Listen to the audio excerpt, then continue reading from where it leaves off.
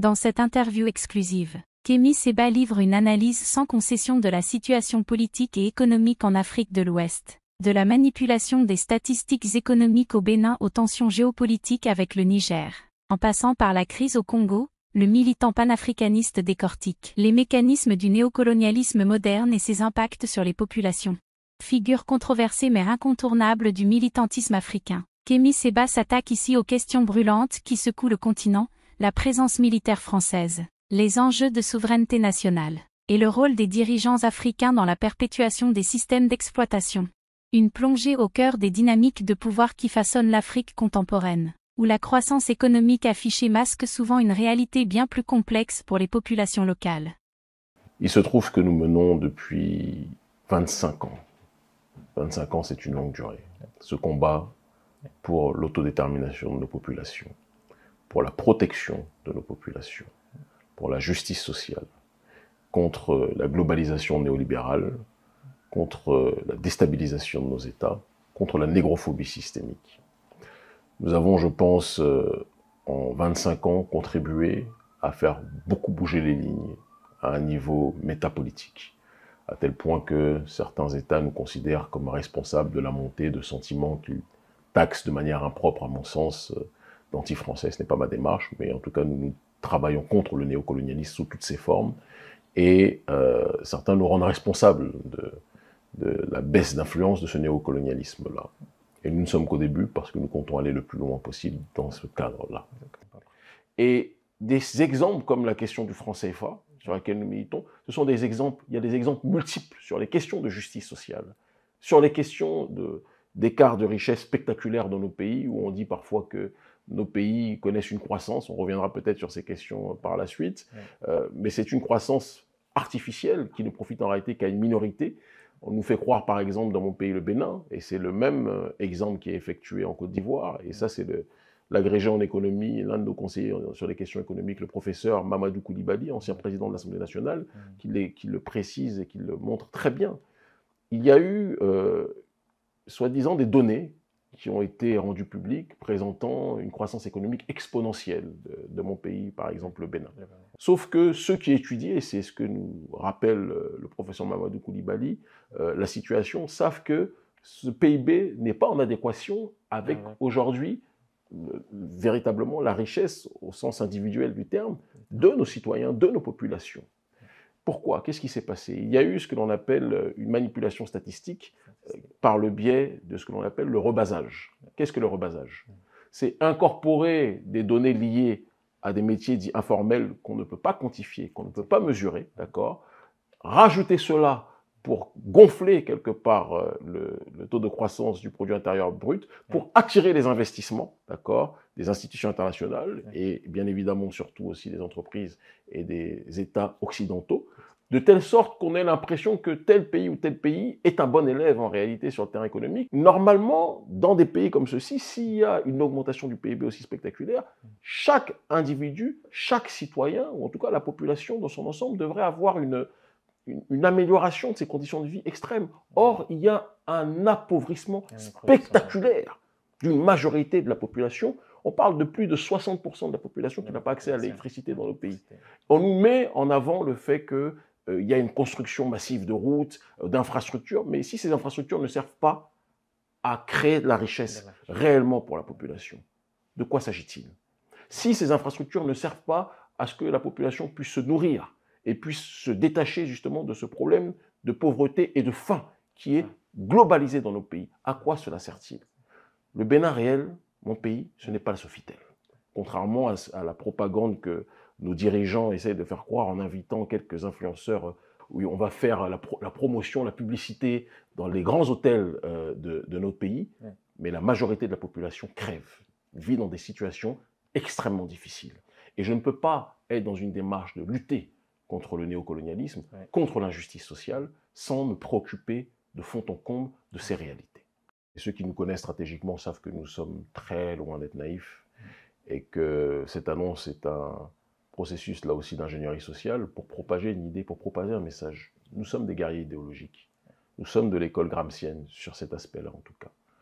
Et notre objectif est d'imposer dans le débat politique béninois un autre point de vue que le point de vue tyrannique qui est aujourd'hui opéré au sein de notre pays.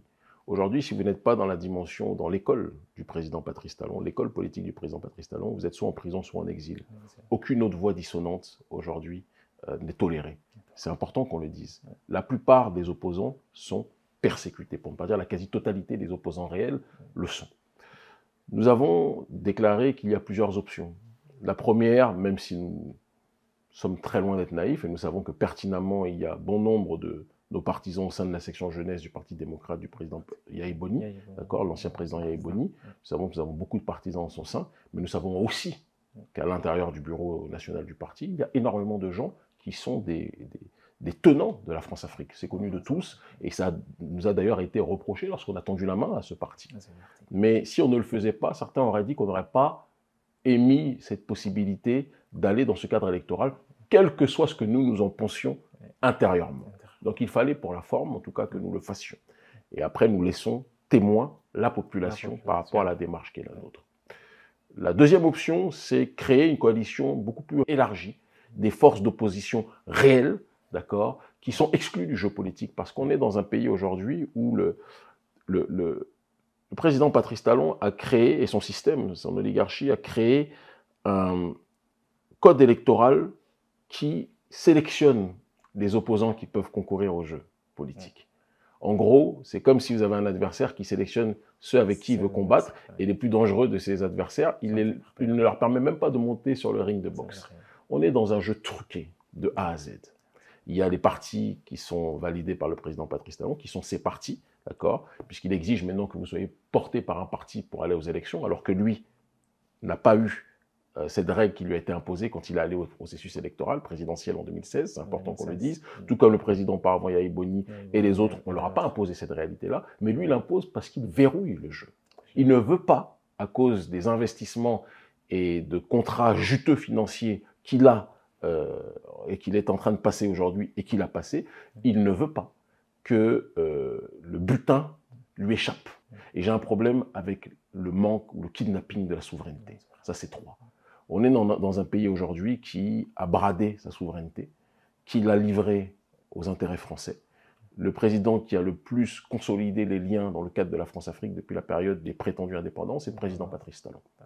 Je pense que c'est quelque chose qui pose problème au niveau national comme au niveau sous-régional.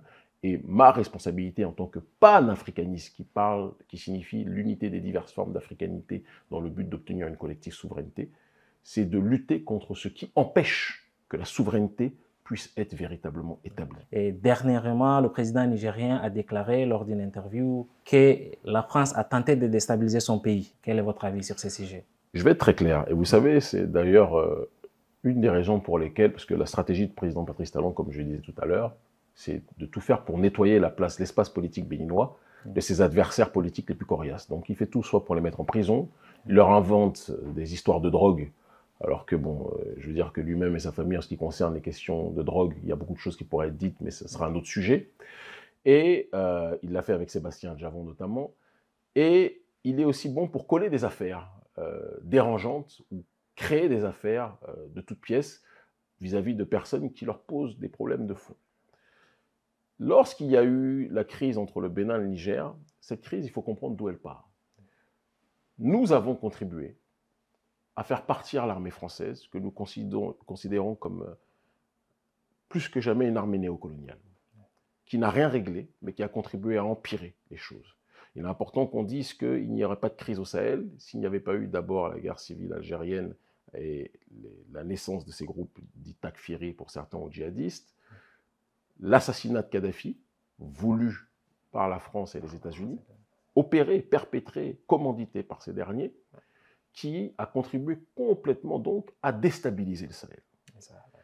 Et donc on a des présidents qui sont tellement analphabètes géopolitiquement qu'ils en arrivent à appeler la force qui a causé la déstabilisation du Sahel, et ils appellent ces derniers pour les aider à lutter contre le feu qu'ils ont eux-mêmes allumé. Est-ce que pour éteindre un feu, on appelle un pyromane? Je pense que ça ne fait pas sens pour ceux qui sont dotés de raison. Et donc, lorsque nous avons contribué avec les populations du Niger et les mouvements panafricanistes, principalement, entre autres, mais pas que, il y avait beaucoup d'autres structures à l'échelle globale, internationale, mais l'ONG Agence panafricaniste a joué plus que jamais son rôle. L'armée française a été chassée. Lorsqu'elle a été chassée, elle a redéfini une nouvelle stratégie. Et le journaliste Thomas Dietrich, journaliste français Thomas Dietrich en parle très bien, il a redéfini une nouvelle stratégie de campement fantôme, de stratégie fantôme. S'installer dans certains pays africains sans désormais dire que c'était des opérations au sol que l'armée française effectuait, simplement présenter des militaires français comme des instructeurs. Parce que si on sait, la population sait que l'armée française est toujours présente explicitement, alors que l'armée française est mal vue par l'opinion publique africaine, dans toute la région, d'accord, dans la plupart des pays d'Afrique francophone, cela risque de créer des troubles. Et donc le président Patrice Talon, qui est en train de sceller des accords records dans le cadre du système néocolonial avec la France, a accepté la présence de l'armée française, qui venait d'être chassée du Niger. Il est important de dire que les généraux de l'armée française, notamment le général Lecointre et d'autres, ont dit qu'ils feront tout pour récupérer. Et pour déstabiliser le nouveau régime du Niger. Donc vous avez deux pays voisins. Un pays voisin, un gouvernement, le gouvernement du Niger, chasse l'armée néocoloniale française. L'armée néocoloniale française va se resituer, en partie, parce qu'il n'y a pas que dans mon pays, mais va se resituer, malheureusement, au Bénin. Pas par volonté des Béninois, pas par volonté de l'armée souverainiste béninoise, qui est une armée extrêmement courageuse et digne, mais par la volonté du gouvernement néocolonial béninois, d'accord, et de ces corrompus qui siègent en son sein. L'armée du Niger a dit que si ça va dans ce cadre-là, même si nous voulons l'unité de tous les Africains, mais on ne peut pas laisser, malheureusement, notre frontière ouverte quand notre pays frère voisin, le gouvernement frère voisin, accepte d'abriter une armée néocoloniale qui a juré qu'elle nous déstabilisera. C'est aussi simple que ça. Le journaliste Thomas Dietrich a parlé de coopérants militaires, d'agents de la DGSE qui sont là, et de militaires français qui opèrent au sol. Quand on parle de coopérants militaires, il faut bien réfléchir à de quoi il s'agit. Moi, lorsque j'étais au Niger, on m'a parlé de certaines entités, d'accord, que ce soit des mercenaires ou autres, qui sont engagés par l'armée française pour agir. Je n'ai fait que dire les éléments dont j'ai eu connaissance. Je fais partie de ceux qui ont, de part et d'autre, que ce soit au Niger ou au Bénin, exprimé leur tristesse de cette situation des frontières fermées. Mais je fais aussi partie de ceux qui sont lucides sur les raisons qui font que cette frontière est malheureusement fermée. Tant que le gouvernement de mon pays décidera d'abriter des militaires français, comme l'a précisé le journaliste Thomas Dietrich, on se retrouvera dans une situation d'un imbroglio politique parce que l'armée française a dit qu'elle veut déstabiliser le gouvernement nigérien. Donc c'est une situation sur laquelle on est obligé de prendre considération, on est obligé d'en tenir compte, et la seule solution pour que cette situation change, c'est que le régime du président Patrice Talon, qui a pour obsession de plaire en toutes circonstances au gouvernement français, c'est que ce régime de Patrice Talon finisse par partir et qu'un autre régime beaucoup plus souverainiste le remplace. Question d'actualité, dernièrement, on suit l'évolution de la crise dans l'est de la République démocratique du Congo. Donc, le groupe rebelle M23, soutenu par le Rwanda, selon plusieurs sources, dont les Nations Unies, donc, mène une offensive sanglante dans l'est de la RDC. Que pensez-vous de ces sujets? Quelle issue possible pour ces... On est face à un processus néocolonial, encore une fois, qui s'appuie sur le pillage de nos ressources et qui s'appuie aussi sur une géopolitique des ethnies et des tribus dans ces sous-régions-là. Le colon a appris à étudier parfois nos peuples mieux que nos peuples se sont étudiés eux-mêmes. C'est une réalité. Il a étudié les antagonismes qui existaient entre certaines entités. Il a joué des douleurs de part et d'autre pour avancer son propre agenda. On a aujourd'hui un Paul Kagame qui a été érigé par les néolibéraux en symbole d'un panafricanisme. On n'était pas au courant, parce que le panafricanisme, normalement, c'est l'unité des diverses formes d'africanité, et pas génocider une partie de ces mêmes africanités. Mais Paul Kagame est soutenu par les États-Unis, soutenu par les nations occidentales, il faut qu'on ait le courage de le dire, et c'est pour ça qu'il se sent depuis le départ si libre de faire ce qu'il veut et d'agir comme un shérif, comme il le fait depuis tant d'années, en réalité, dans la sous-région. Et pas simplement comme un shérif, mais comme un pilleur, un déstabilisateur et un génocidaire. Ce qui est un drame quand on sait ce que le digne peuple Tutsi a connu en termes de génocide. Et ce qui se passe au Kivu est sponsorisé par les multinationales occidentales. Et c'est pour ça qu'il y a eu l'opération Lumumba au Congo récemment, où une jeunesse congolaise patriotique et digne a décidé de prendre ses responsabilités, parce qu'elle ne pouvait pas accepter de voir des chancelleries faire comme si de rien n'était, alors qu'elles sont celles qui back-up les activités de Paul Kagame, qui lui-même back-up avec ses soldats rwandais le M23, qui sont en train de déstabiliser la RDC. Alors, dire cela ne permettra et n'autorisera, en ce qui me concerne, jamais le sentiment qui consiste à essentialiser cette question en disant que c'est un problème de tous les Tutsis et qu'il faut faire la guerre à tous les Tutsis. Kagame n'est pas tous les Tutsis. Je connais d'innombrables Tutsis qui sont contre Paul Kagame. Je connais d'innombrables Tutsis qui dénoncent ce qui se passe en RDC. Mais Kagame est un problème géopolitique majeur pour l'Afrique aujourd'hui. Et si on ne prend pas en considération cela, on va reculer de 30 ans sur un certain nombre d'enjeux. Et je pense qu'il faut qu'on ait le courage de le dire avec la plus grande simplicité.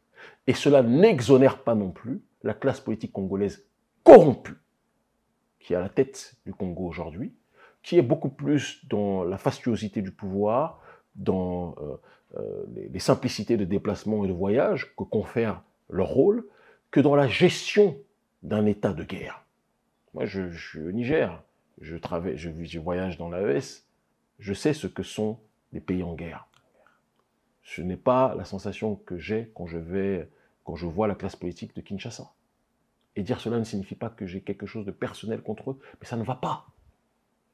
Et on ne peut pas aimer des gens sans leur dire la vérité. Ils sont co-responsables, eux et évidemment ceux qui les ont précédés, de cette situation qui existe aujourd'hui. Donc le problème du M23 est un problème de néocolonialité et de pillage de nos ressources.